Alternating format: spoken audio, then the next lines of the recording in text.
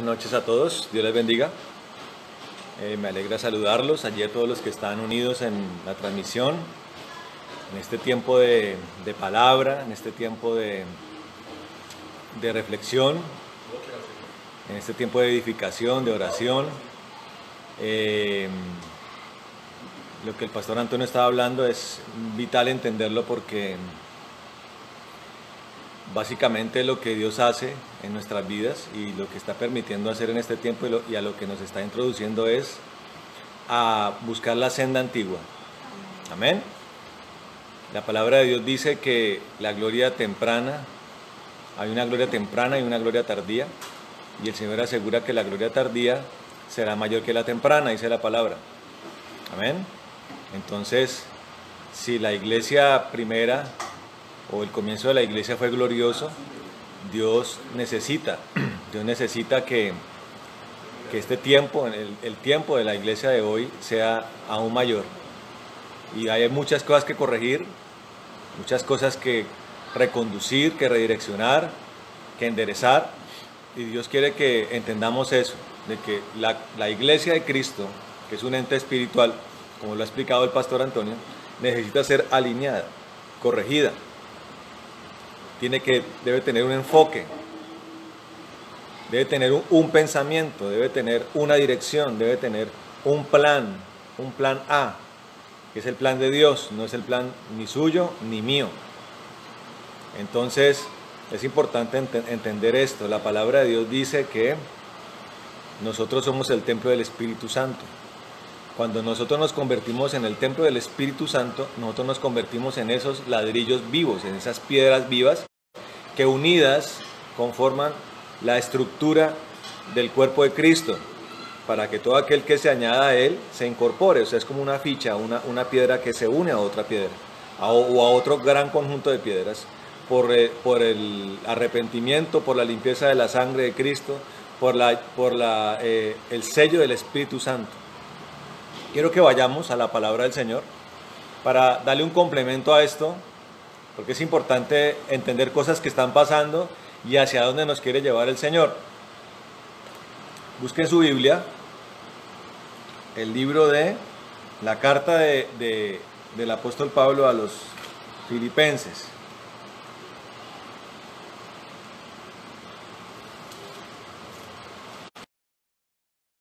En el capítulo 2. Capítulo 2.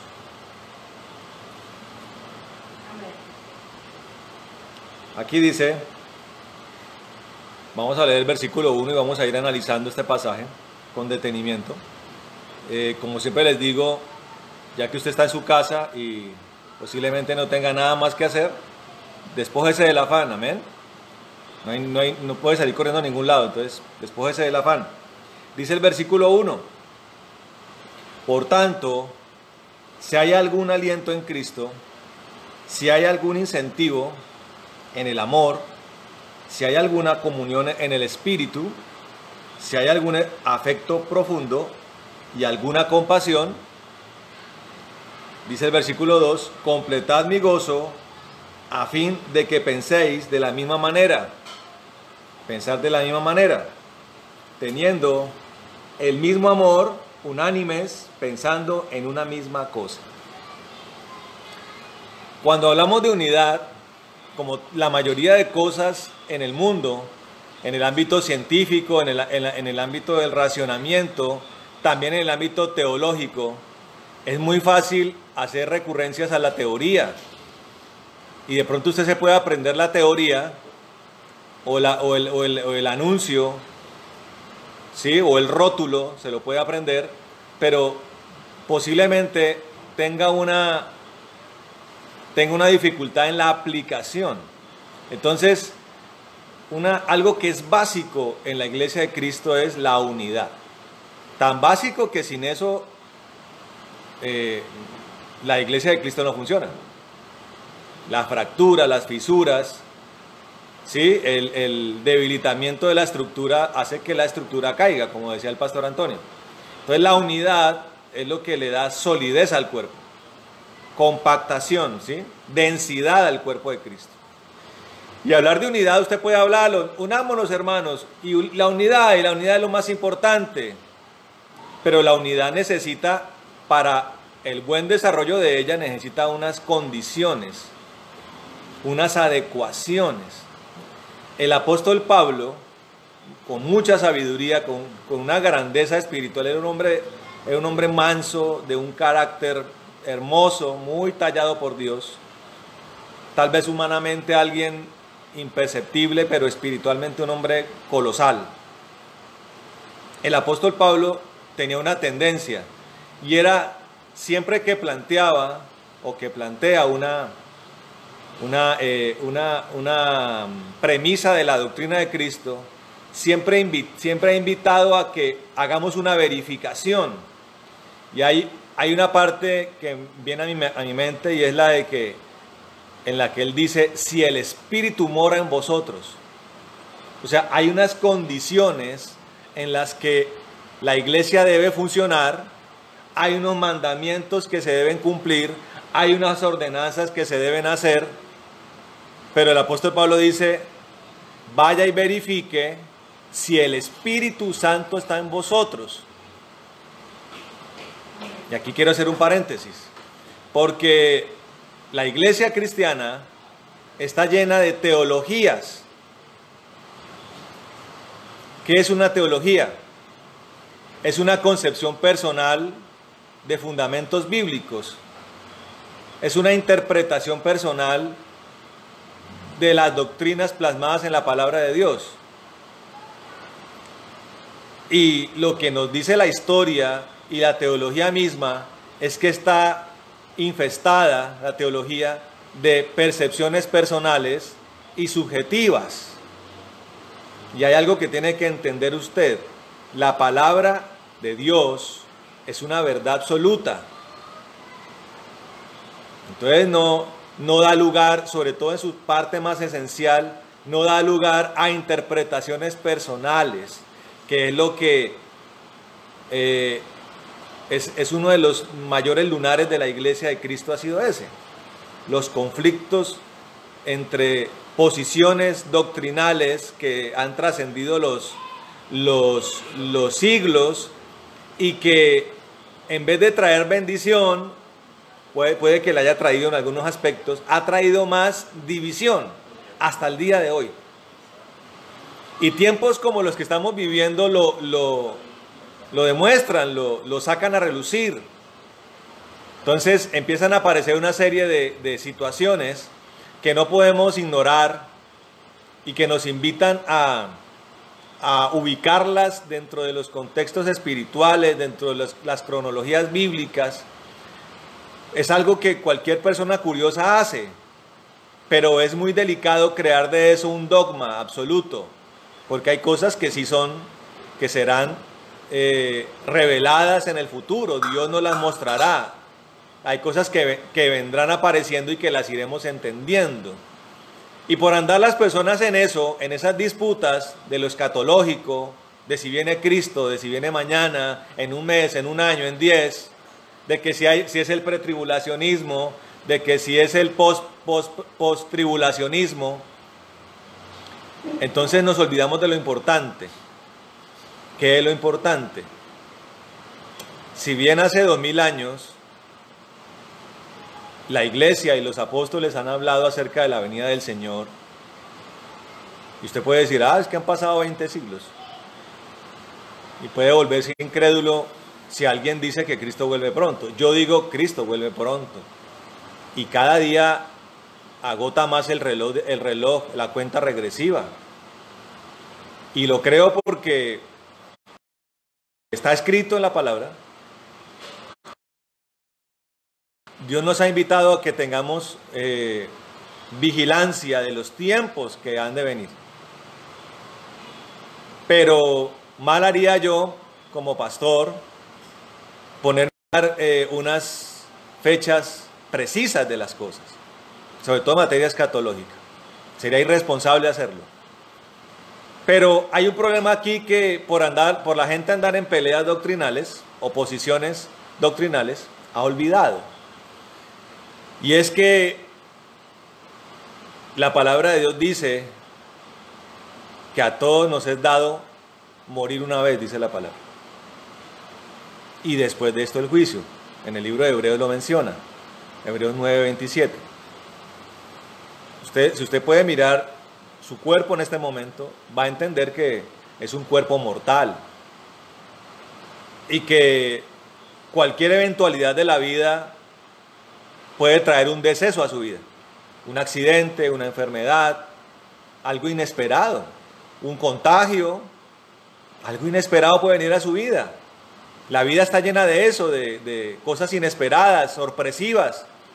Y la muerte pulula en la tierra desde que nacemos. Desde que nacemos estamos expuestos a que cualquier cosa pueda arrebatar nuestro aliento, hermano. Y la pregunta es, debe ser el enfoque de la palabra y de la predicación: ¿qué va a pasar con nosotros cuando muramos? Porque usted puede pelear por si viene antes o después, o si lo que está pasando son los sellos o no son los sellos. Entonces la pregunta es, ¿estamos listos para irnos? Usted allí que me está leyendo, escuchando, ¿está listo para irse con el Señor? Si el Señor viniera por usted hoy, ¿está preparado? ¿No tiene cuentas pendientes? ¿Ha sido un pacificador? ¿Ha pedido el perdón que tiene que pedir? ¿Se ha reconciliado con Dios? ¿Ha abandonado el pecado? ¿O todavía lo practica?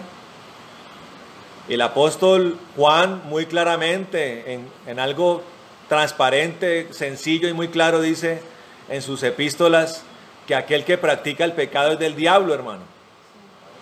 Sencillo. Aquí no podemos especular, aquí no podemos empezar a filosofar. El que practica el pecado es del diablo. Ay, pastor, entonces soy del diablo. Pues si practica el pecado, sí.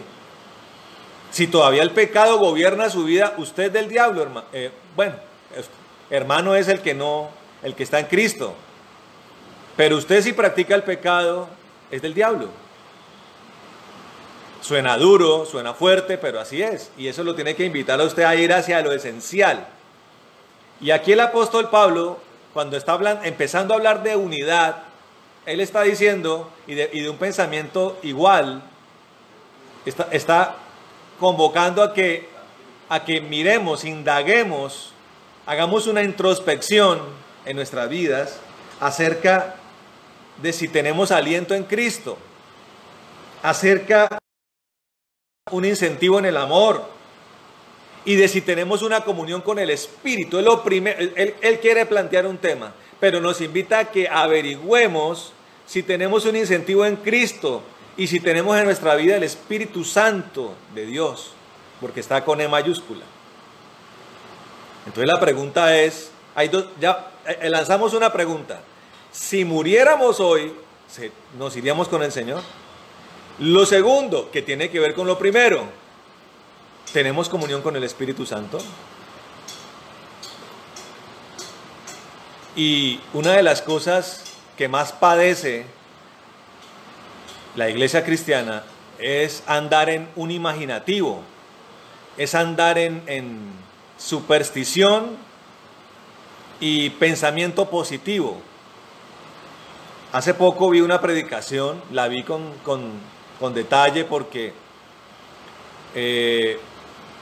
es una hermana que yo conocí hace tiempos, está casada ella, y ella estaba un poco preocupada porque había muchos hombres de Dios que estaban hablando lo malo.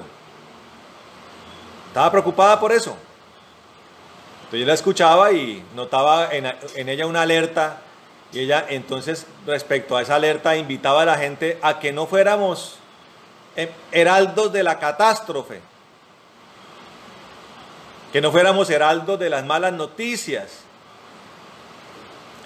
Pero, hermano, si usted conoce la palabra de Dios y sobre todo la parte profética y escatológica, usted tiene que ser sincero.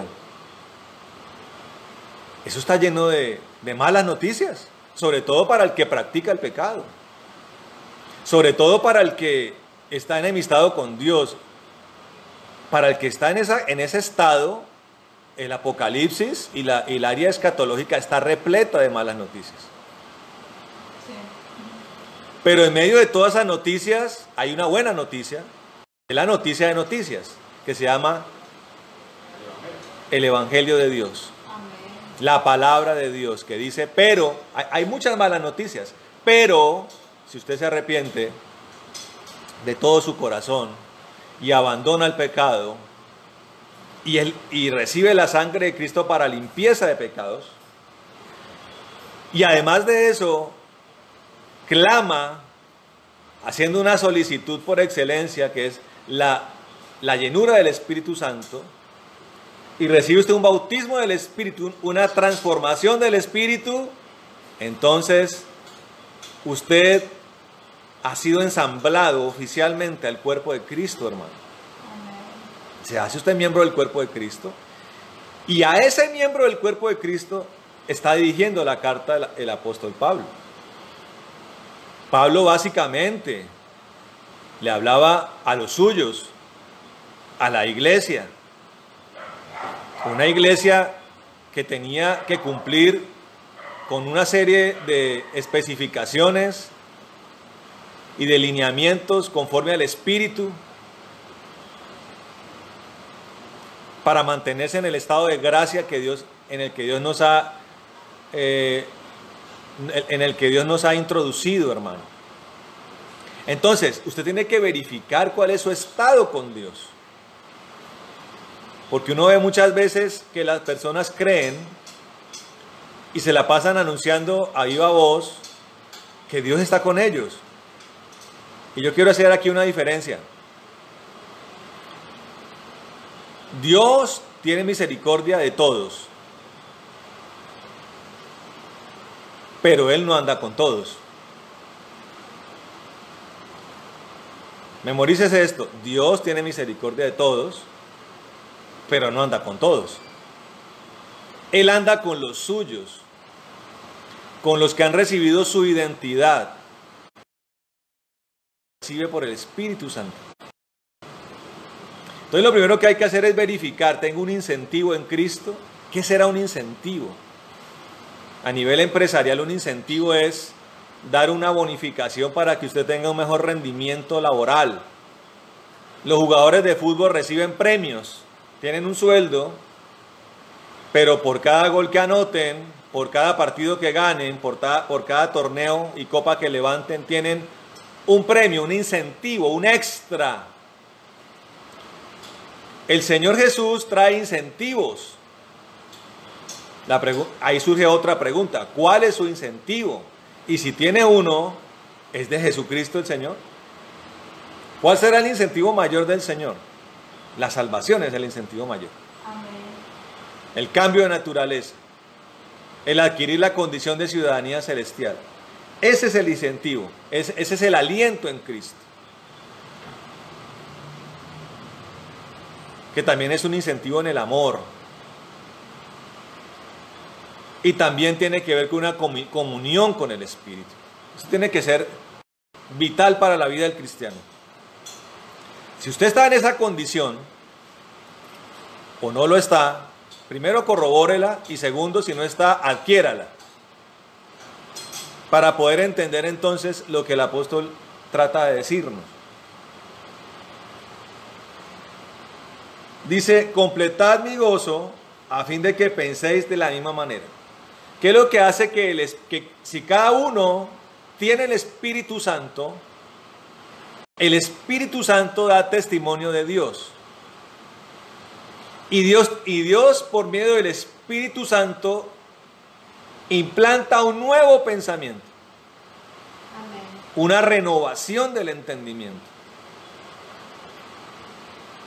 Si hay una renovación del entendimiento,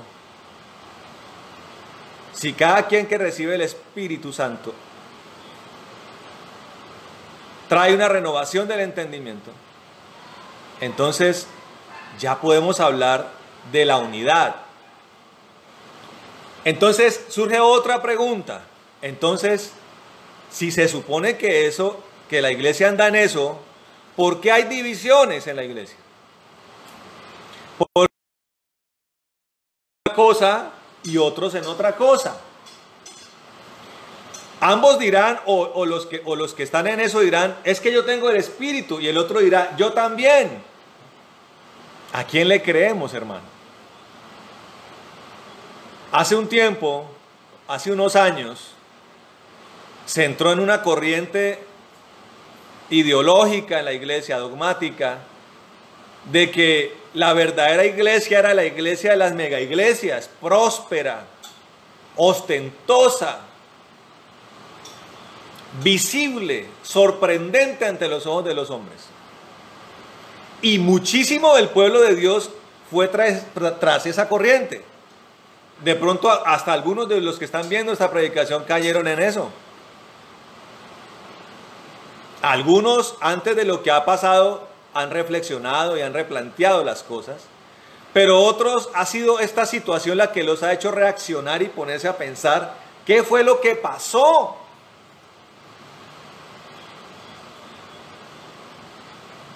Y considerando lo que dijimos al comienzo, de que el Señor quiere llevar a la iglesia a las sendas antiguas, entonces usted que es inteligente, persona a la que Dios le dio un cerebro para pensar, para razonar, analice cómo son las sendas antiguas, cómo era la iglesia primitiva, cómo funcionaba.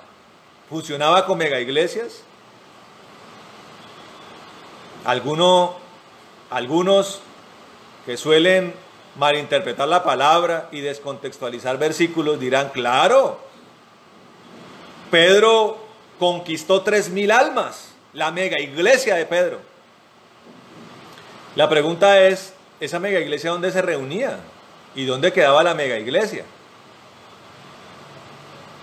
Lo que tuvo que hacer Dios es avivar los hogares, hermanos. Avivar los aposentos. Y allí era donde Dios se movía, en los hogares, en los grupos familiares, en los altares, en las casas. Ahí era donde Dios se movía. Amén. Y Dios ha tenido que meterle mano a esto para volver a levantar los altares en las casas. Porque los cristianos,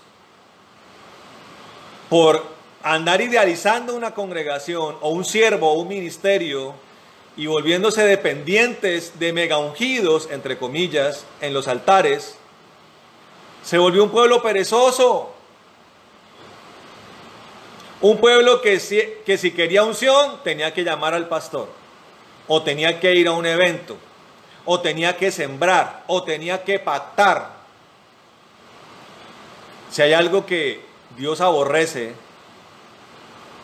son los atajos en la vida espiritual, o los caminos incorrectos.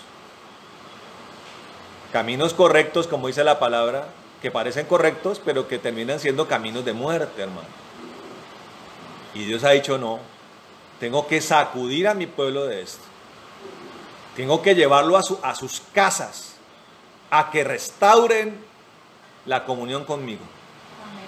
la intimidad conmigo, a que restauren la oración, a que restauren la adoración, a que restauren la intercesión, el estudio bíblico. Y Dios nos ha sometido a esto, hermano, y no sabemos, no hay un futuro, el futuro es muy incierto en este momento. Claro, la gente suele darse ánimo, ya casi volvemos, ya casi nos podemos volver a reunir, ya casi podemos volver a nuestra iglesia, que es lo que llaman iglesia. Pero puede pasar mucho tiempo, hermano, y las cosas no volverán a ser iguales, puede ser. Tal parece que las aglomeraciones es de las últimas cosas que socialmente se instaurarían o se reanudarían.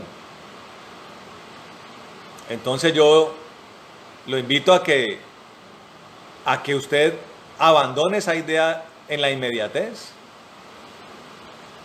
Entonces, si diferentes posiciones dice que Dios está con ellos y que Dios les ha dicho a unos unas cosas y a otros otras, ¿cómo dirimimos esto? siempre la piedra angular, que se llama la palabra de Dios. La palabra de Dios es la que dirime todos los conflictos. La palabra de Dios es la conciliadora, es la verdad que alumbra nuestros ojos y nuestro proceder. Y aquí la palabra de Dios nos está hablando de unidad, no una unidad aparente. Y una unidad que habla de una unidad de pensamiento, de una misma forma de pensar, que es la forma de Dios. El apóstol está hablando acerca de que completemos su gozo para que pensemos de la misma manera, dice la palabra, en el versículo 2. Teniendo el mismo amor, unánimes, dice, pensando en una misma cosa. Miren lo que dice acá. ¿Qué no debe hacer parte de nosotros? Dice, no hagáis nada por rivalidad, ni por vanagloria, sino estimad humildemente a los demás como superiores a vosotros mismos. Amén. Hermano, una de las cosas que traen las doctrinas personales es rivalidad, disociación, vanagloria, orgullo y altivez, porque cada quien ha tratado de imponer su perspectiva de las cosas. Ha tratado de imponerle al otro lo que él piensa. Entonces, una de las cosas que debe florecer por el Espíritu y por la unidad en el Espíritu es la ausencia de vanagloria. Y algo poderosísimo que se nos está exigiendo es que veamos a los otros como superiores a uno mismo. Y le digo una cosa, es de gran dificultad. No hablo del impío, hablo del cristiano. Veo en las iglesias, o en las congregaciones, perdón, una gran dificultad para mirar al otro como superior a mí. Por mucho, lo cual, pero generalmente en la iglesia uno ve un aire de superioridad en la gente. La gente recurre mucho a eso para gobernar sobre el otro. Entonces la gente le dice una a otra cómo vivir, cómo llevar la vida cristiana. Los dedos señaladores abundan en las iglesias. Los dedos correctores abundan en las iglesias. Y los que tratan de hacerse maestros unos de otros abundan en las iglesias. Entonces lo que abunda en la iglesia es el orgullo y la vanagloria. Y eso tiene que morirse.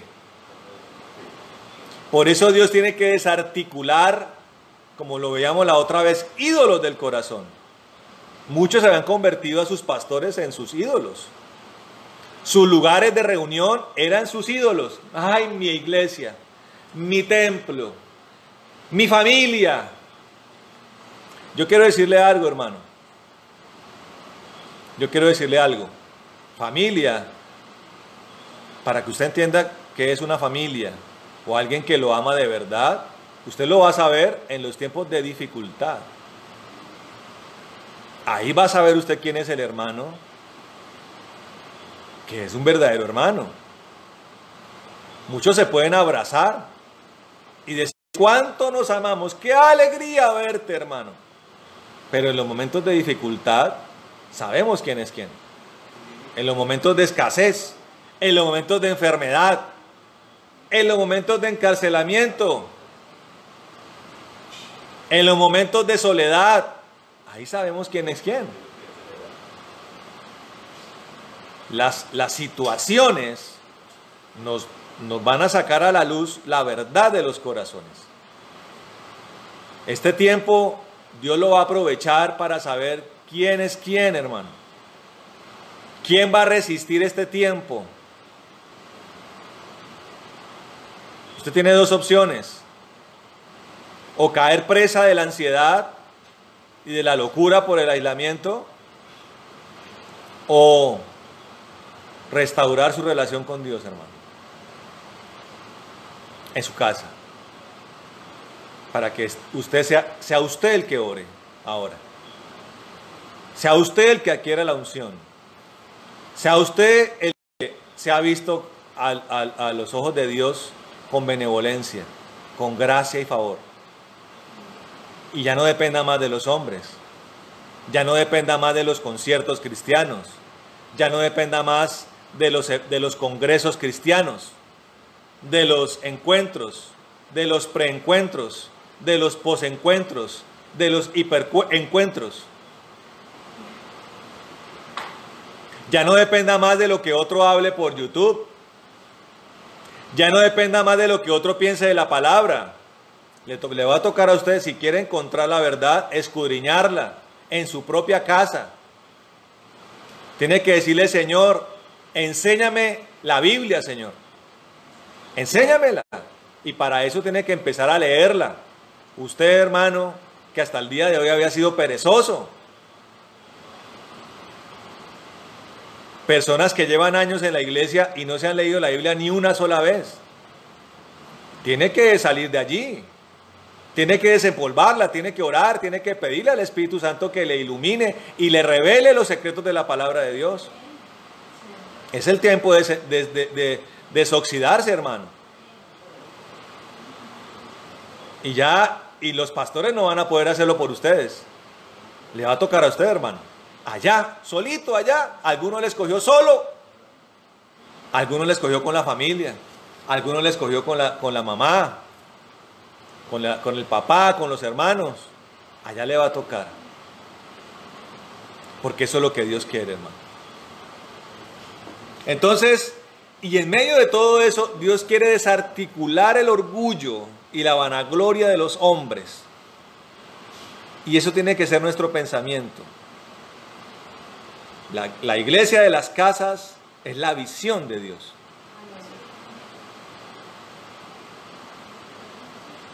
Esa es la visión de Dios.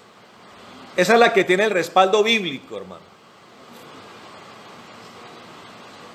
Y esa es la que tenemos que fortalecer. Y esa es nuestra misión, amén. Ahora, alcanzar el objetivo de considerar a todos los demás como superiores a uno mismo. O sea, Dios quiere forjar en nosotros humildad y mansedumbre, hermano. Tal vez dos tesoros escasos en nuestras vidas, que tienen que florecer, que tienen que aparecer, porque la palabra de Dios dice que es eso, Señor, en esencia, ser mansos y humildes de corazón. Amén. Considerar al otro como superior a mí. La humillación bajo el espectro terrenal será la exaltación en el reino de los cielos. El que se exalta en la tierra será humillado delante de Dios. El que se humilla en la tierra será exaltado delante de Dios. Usted escoge cuál quiere tomar. Si usted quiere seguir en las disensiones, es su problema. Si usted quiere seguir en las vanaglorias, es su problema.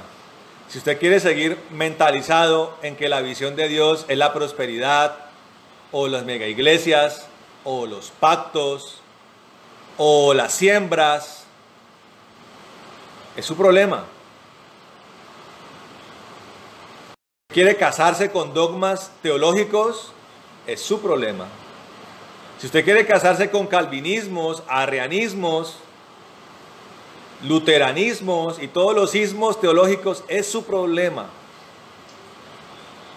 Nosotros, los verdaderos hijos de Dios, queremos casarnos con Cristo. Ese es nuestro objetivo.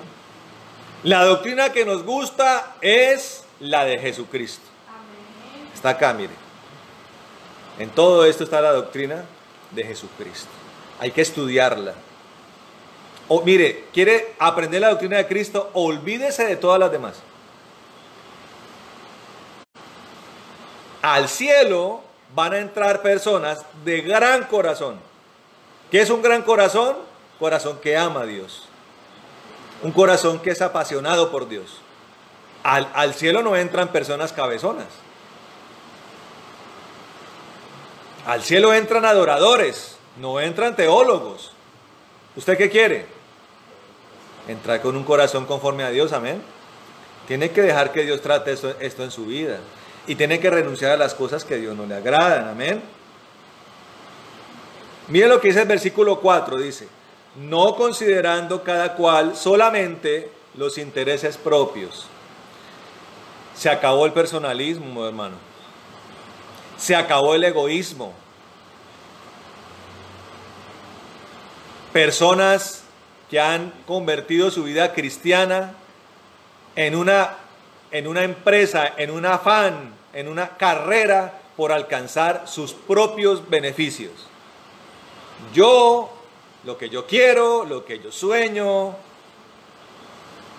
Yo y yo. Primero yo, segundo yo, tercero yo, mi ministerio, mi casa, mi finca, mi carro, mis cuentas bancarias, mi prosperidad. El apóstol Pablo dice, inspirado por el Espíritu Santo, dice: los intereses propios tienen que dejarse de lado para considerar como un interés superior el beneficio de los demás.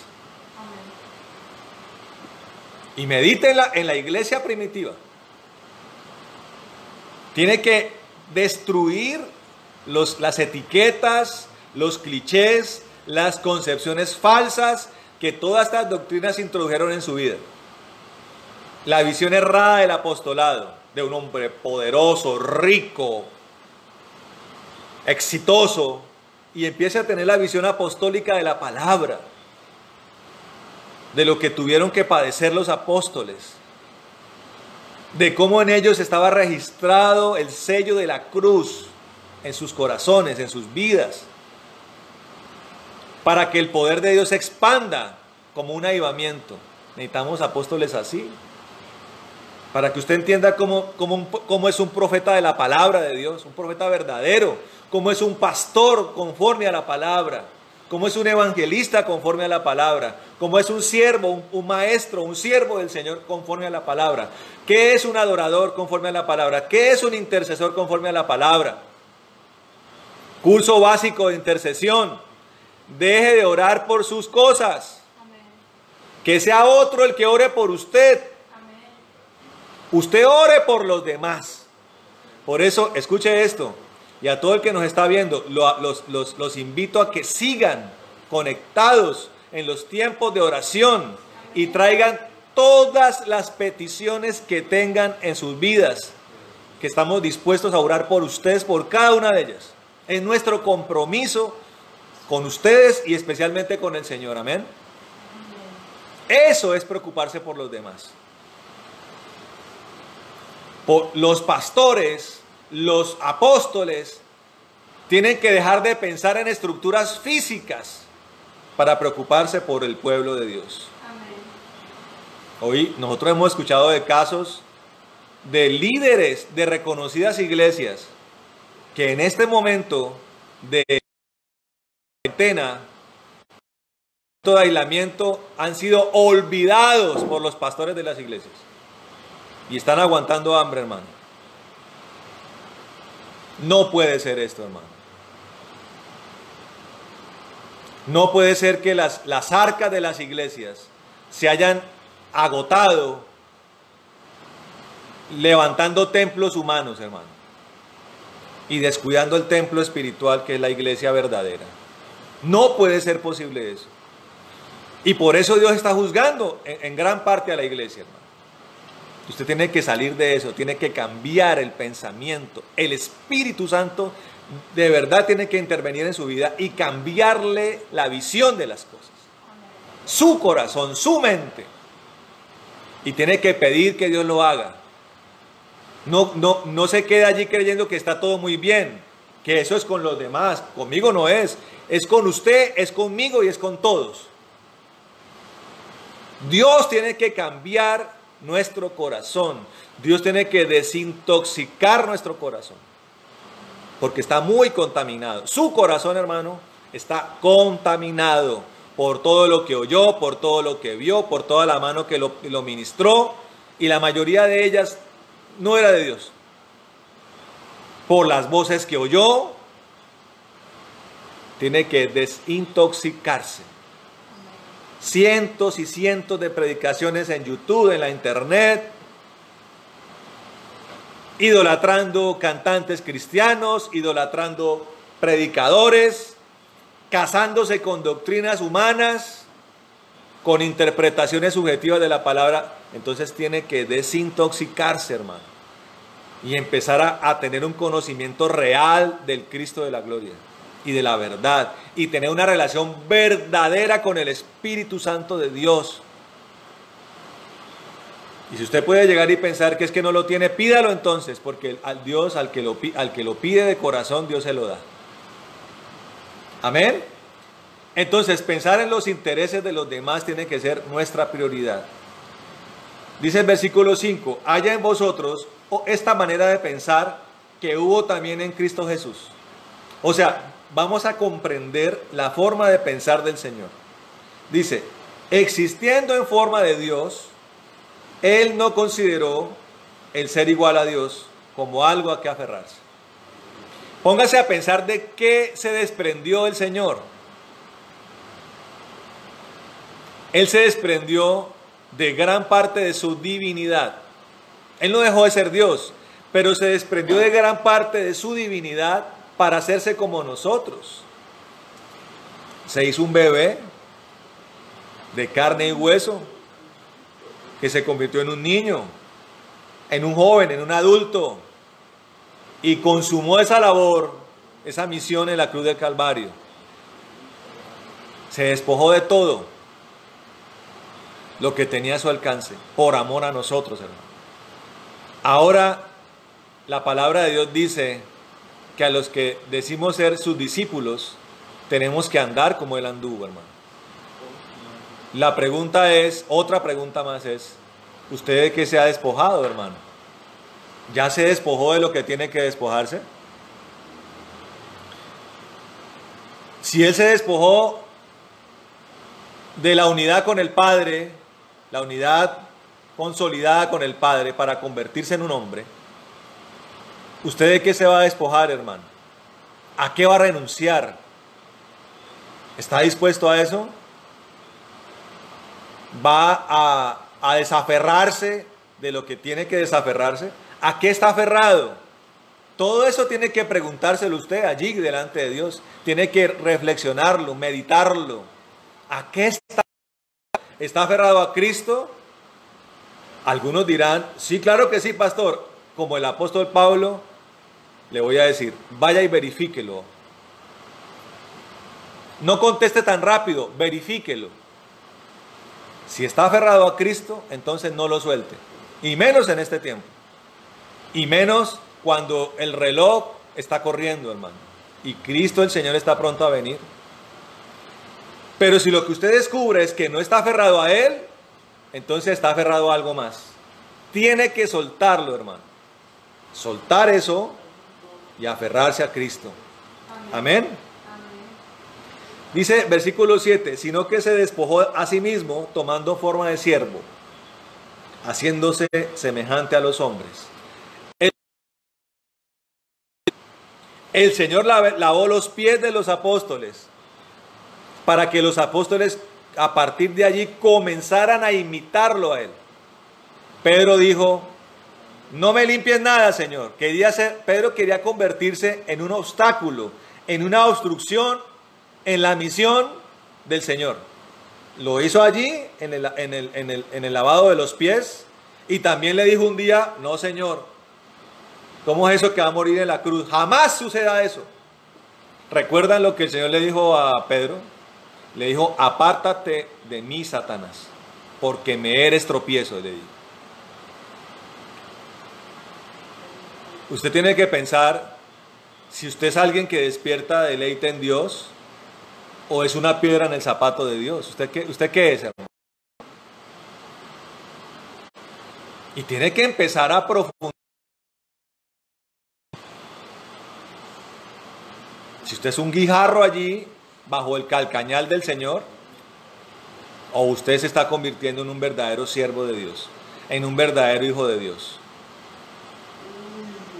Se está negando al viejo hombre, se está negando a sus pasiones, se está negando a sus sueños, está dispuesto a servirle a Él, sobre todo en estos últimos tiempos, que requerirán de una intensificación de la oración, de una intensificación de la comunión con Dios, de una intensificación de la predicación, del orar por otros. ¿Está dispuesto o va a seguir allí al margen de las cosas que está demandando? Dice el versículo 8: en condición de hombre se humilló a sí mismo. Ahora imagínense, él se despoja de parte de su divinidad, se hace hombre para servir a otros. Podría uno decir, bueno, ya, hasta ahí fue. No, dice acá que además se humilló a sí mismo, haciéndose obediente hasta la muerte y muerte de cruz. O sea, llevó la humillación al extremo, al tope de la humillación. Mediten lo que el Señor pasó.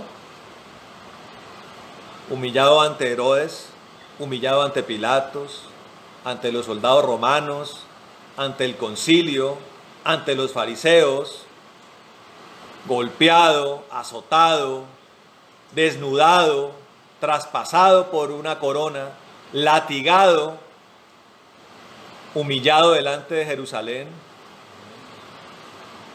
cargando esa cruz pesada por usted y por mí, subiendo a la cruz, traspasado por clavos de 9 pulgadas en sus manos, en sus pies, y perforado por una lanza en el costado. Allí desnudo, sangrante. Al extremo fue su humillación. ¿Vamos a hacer nosotros, usted y yo, hermanos, una réplica de eso? Una de las cosas que más quiere la gente en la iglesia es la unción. Algunos la quieren con entendimiento, otros no saben ni siquiera qué es eso. Quiero la unción, no saben qué es, no entienden. La unción de Dios es el registro de Dios, es la evidencia de por dónde está Dios. Es el registro del contacto de Él con nosotros. Y la forma en que se mide el recibir esa unción es la proporción que hay de la cruz de Cristo en nosotros, hermano. Tenemos que cargar nuestra cruz, hermano. Tenemos que morir a todo y aceptar el deceso del viejo hombre. Tenemos que renunciar al mundo, a lo que estamos aferrados aún. Despojarnos, cargar la cruz e ir en dirección hacia el objetivo que Dios quiere en nosotros. La muerte del pecado, la muerte del ego, la muerte a mí mismo en la cruz de Dios, del Señor Jesucristo. Y conforme a eso recibimos la unción, amén.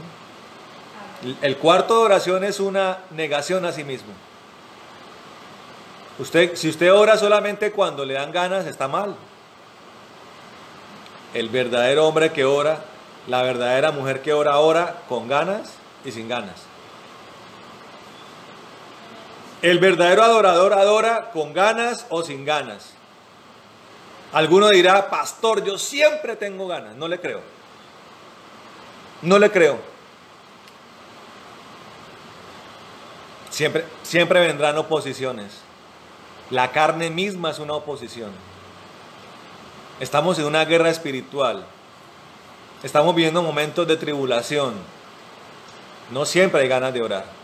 Pero el verdadero hombre de Dios ora con ganas y sin ganas. Que orando sin ganas le van a dar ganas. Cuando viene a mirar usted, uy, ¿cuánto oré? 1 hora, hora y media. No me di cuenta.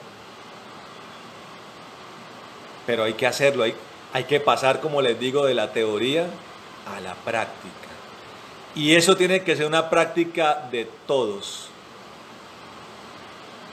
Orando con el Señor en intimidad y orando los unos por los otros. Tomando las cargas del más débil, hermano. Del que está en aflicción. Usted tiene que ponerse allí, ponérselo, así como el soldado en el campo de batalla. ¿Qué hace el soldado con su hermano soldado herido? Lo carga en el hombro. De vez que toca cargar al hermano y seguir combatiendo, seguir batallando. Eso es lo que el Señor quiere de nosotros, amén. Dice acá, por lo cual también Dios lo exaltó hasta lo sumo y le otorgó el nombre que es sobre todo nombre. Como les decía, la humillación aquí en la tierra se convierte en la exaltación delante de Dios. Entre más sea la humillación, entre más sea la humillación, más es la exaltación delante de Dios. Entre más sea la soberbia, más grande la humillación delante de Dios. Usted decide si quiere delante de Dios ser exaltado o ser humillado. Depende de usted. Hace 8 días les hablaba a ustedes también, les decía, aquellos que han rechazado el ministerio hasta el día de hoy, tienen tiempo de abrazarlo, hermanos. Hoy les digo a todos que si lo que ha retrasado usted la humillación, es el tiempo de tomar la cruz, hermano. Es el tiempo de negarse a sí mismo. Es el tiempo de que esa persona antigua, esa carne, tenga que morir en la cruz. Y empezar a hacer la voluntad de Dios, amén. Eso es para lo que debemos vivir nosotros. Porque le digo, las cosas se van a poner más difíciles. Algunos están diciendo por ahí, a los cristianos no les pasa nada. Somos impermeables, sobre todo los que defienden estas posturas pretribulacionistas están en eso. Obsesionados con esto al punto de decir que todo lo que está pasando al cristiano no lo toca. Y uno todos los días escucha de pastores en Centroamérica, en Brasil, en Estados Unidos, pastores muriendo por el coronavirus, hermano. Miembros de la iglesia, hermanos en Cristo. Bueno, y entonces la iglesia primitiva, ¿qué fue? Si morían los coliseos romanos, perseguidos. Claro. O la iglesia que hay en Nigeria, hoy en día. Hoy en día la iglesia en Nigeria no está pendiente del coronavirus. Ellos están siendo perseguidos por Boko Haram, un grupo islámico fundamentalista. Los están matando. Entonces, hermanos, pero es que el Salmo dice eso. ¿Y todos los apóstoles murieron violentamente menos Juan? Yo quiero que usted entienda algo, hermano. Primero los apóstoles murieron todos de manera terrible. Y Juan murió de anciano, pero pasando por pruebas.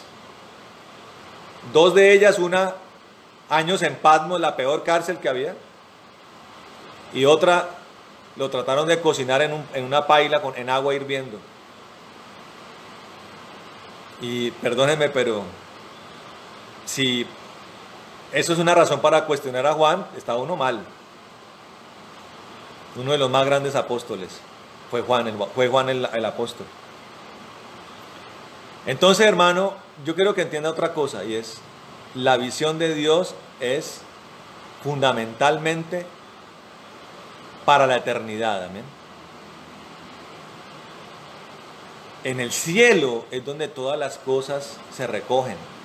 ¿Cuáles son todas las cosas? En el cielo no habrá hambre, en el cielo no habrá enfermedad, en el cielo no habrá tristeza. En el cielo la paz llenará todos los escenarios, la paz sobrenatural. La gloria de Dios nos rodeará, nada nos faltará. Claro, Dios alimenta nuestra Pero lo que Dios quiere lo que Dios quiere hacer completamente lo hace allá. Entonces pensemos en lo fundamental y preparémonos para este tiempo. Preparémonos para este tiempo. La iglesia va a empezar a florecer. La iglesia se va a avivar, pero al mismo tiempo se marcará una diferencia grande entre la oscuridad y la luz de la iglesia. El precio de eso es que vamos a hacer amigos política, financiera, social y espiritualmente. Y tenemos que resistir, hermano, con las herramientas que Dios nos ha dado. Y vamos a hacerlo cargando la cruz. Y vamos a hacerlo obedeciendo al Señor. Y vamos a hacerlo muriendo a nosotros mismos. Y vamos a hacerlo diciéndole a todo sí. A todo lo que Dios diga, le vamos a decir que sí. Le haremos caso a Dios, amén. Y terminando, vamos a terminar. Versículo 10, para que en el nombre de Jesús se doble toda rodilla de los que están en los cielos, en la tierra y debajo de la tierra. Dígame a eso. Y toda lengua confiese, para gloria de Dios Padre, que Jesucristo es el Señor. Amén. Ese tiene que ser nuestro pensamiento. Y tiene que ser la unanimidad y la coinonía en la que todo verdadero cristiano se mueva. Tenemos que predicar el Evangelio. Y tenemos que anunciarle al mundo que el tiempo se está acabando. Hay gente que ha empezado a escuchar. Gente que hasta el día de hoy tenía el corazón endurecido. Y gloria a Dios por ello. Usted va a ver milagros en su vida. Familiares convertidos. Amigos convertidos, pero también tengo que anunciarle que va a haber a muchos otros que no. Y de hecho, de pronto esto lo hablo el domingo, en el juicio ante el tribunal de Cristo, puede darse una enorme sorpresa. Pero eso lo hablaré el domingo. Amén. Vamos a orar, hermanos. Para terminar, vamos a orar. Y vamos a bendecirlos a ustedes. Tengo un par de peticiones especiales que también por las cuales vamos a orar. No es tiempo de oración, estos son especiales porque es algo muy urgente, pero las peticiones el martes y miércoles, amén. O si usted es algo muy urgente, nos escribe a WhatsApp y nosotros aquí con el ministerio estaremos orando. Pero tengo un par de peticiones que me hicieron hoy, muy especialmente antes del culto. Pero vamos a orar por estas cosas y a disponernos para el Señor, amén. Cierre sus ojos allá en su casa, vamos a orar. Bendito Dios de gloria y poder, te damos gracias, Señor, en esta hora. Te alabamos y te bendecimos, Dios bueno, Señor, por esta palabra, Señor. Gracias por esa palabra preciosa que tú nos diste a través de tu siervo Antonio, Señor. Entendiendo todas las cosas, Señor. Cómo esta corriente cultural de los templos, esta corriente espiritual de los templos, en nada tiene que ver, Señor, con la verdadera iglesia, Señor maravilloso.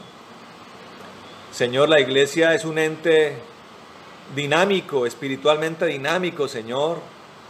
Allí donde se invoca tu nombre, Señor, allí tú estás. Todo aquel que cree recibe la salvación, Señor. Todo aquel que lo pide recibe el Espíritu Santo.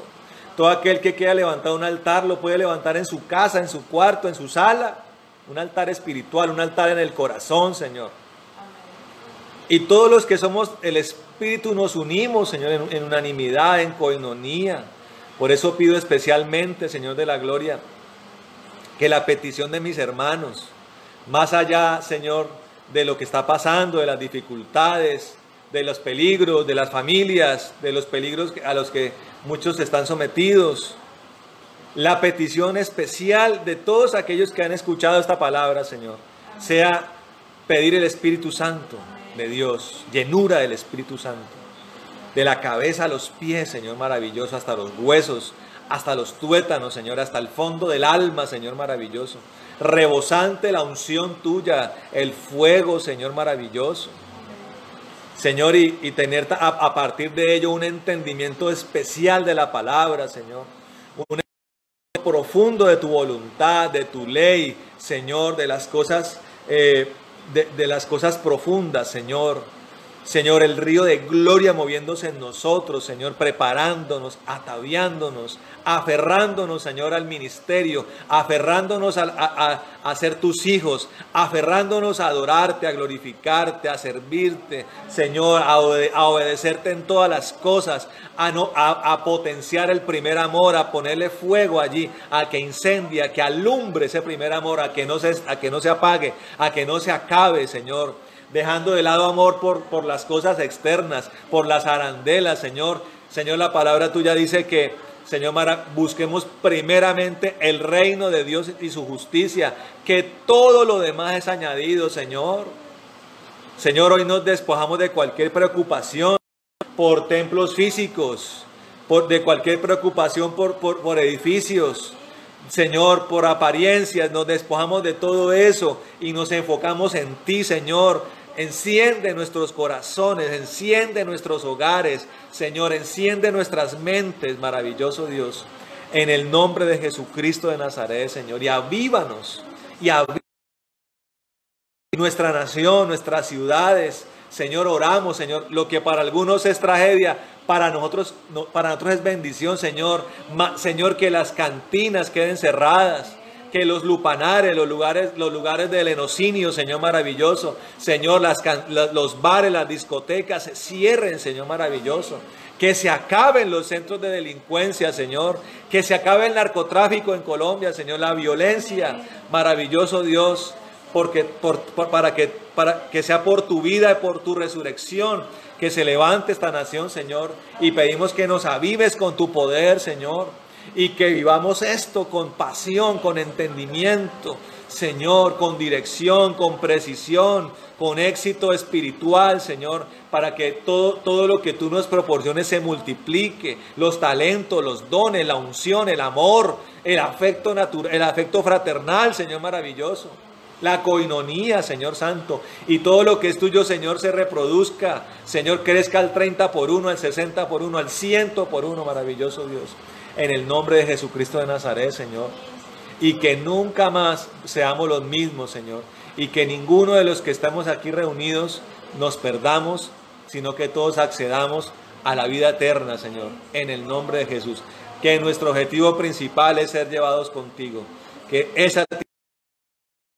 coloques esa misión en su vida. Tiene que irse con Cristo. No nos vayamos a quedar, hermano. Ese tiene que ser nuestro trabajo individual y conjunto, hermano. Entonces, escucha a los verdaderos hombres de Dios, escudriñe la palabra, ore, interceda, adore al Señor. No pierda la comunión con Dios, crezca en el Espíritu y atienda a lo que Dios habla, hermano. Cada cosa, atiéndala. Despójese del orgullo, despójese de la soberbia y humíllese delante de Dios para que Dios lo exalte. Amén. Señor, colocamos en tus manos, Señor, la Paulina Llanos, esta niña de 3 años, Señor Santo, que le detectaron coronavirus, Señor, y parece que se expandió a toda su familia. La niña viene en un cuadro de neumonía, o sea que está en notorio peligro, Señor, en el nombre de Jesús. Espíritu Santo de Dios, toca a esa niña en el nombre de Jesucristo. Guárdala de todo mal, Señor, y sánale en el nombre de Jesús. Sánale sus pulmones, sánale sus vías respiratorias y destruye con tu fuego, Espíritu Santo, todo virus en su vida y en su familia también. Oramos por su mamá, por su hermano, por su abuela, Señor, los que están con ellos y todos los que los rodean. Señor, tócalos en el nombre de Jesús. Destruye el virus en ellos. En el nombre de Jesucristo de Nazaret. Mismo, Señor, y que todo esto se haga para tu gloria, para tu honra y para tu alabanza, Señor maravilloso. Y oramos, Señor maravilloso, por nuestros hermanos en el exterior, por Andrés Ramírez, Señor maravilloso.